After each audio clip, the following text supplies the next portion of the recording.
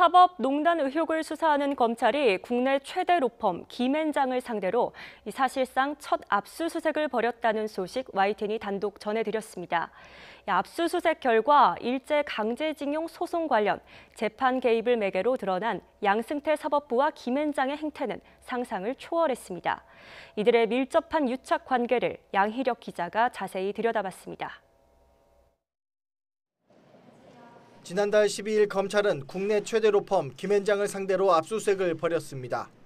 박근혜 정부 시절 청와대 법무비서관을 지낸 곽병훈 변호사, 송무팀을 이끌며 일제 전범기업 소송대리에 관여한 한모 변호사의 사무실이 대상이었습니다. 번번이 법원에 가로막혔다가 겨우 이뤄진 사상 첫 압수수색. 검찰은 일본 전범기업 소송대리를 맡은 김앤장과 양승태 사법부가 일제 강제징용 재판 지연을 논의한 정황을 다수 확보했습니다. 특히 양승태 전 대법원장이 직접 김앤장과 수시로 접촉한 정황까지 드러난 건 충격적이었습니다. 검찰은 양 전 대법원장이 김앤장 송무팀을 이끄는 한 변호사를 만나 강제징용 재판 처리 방향을 논의한 것으로 의심하고 있습니다.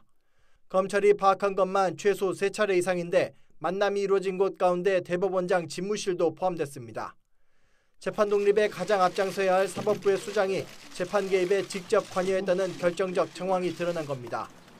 저는 대법원장으로서 재직하면서 대법원의 재판이나 하급심의 재판이나 간에 부당하게 간섭 관여한 바가 결단코 없습니다.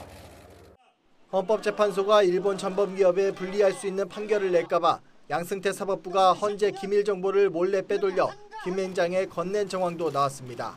정치권도 분노를 터뜨렸습니다. 양승태 전 대법원장에게 묻습니다.